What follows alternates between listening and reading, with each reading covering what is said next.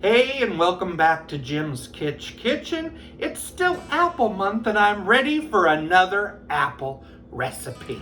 I'm gonna make something I heard of called apple cheddar bread pudding.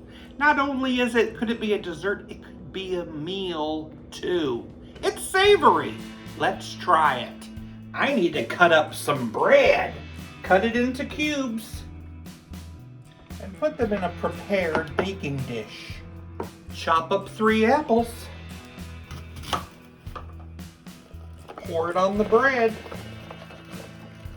And 4 ounces of cheddar cheese. In a separate bowl, I need 4 eggs. I'm adding a 16-ounce container of half and half. A half a cup of milk. 3 tablespoons of maple syrup. Ooh, thanks for the squeeze, Jimmy. A sprinkle of salt and a teaspoon of thyme. Whisk it until frothy. Pour it on top.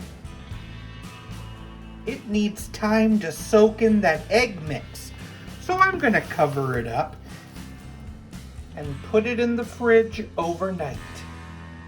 Good night. See you in the morning.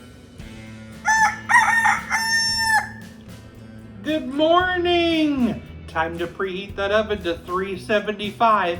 We're baking this for an hour and a half until it gets brown on top.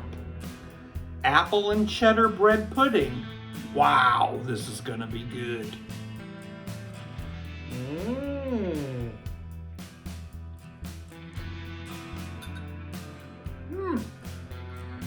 It's good. Savory and sweet.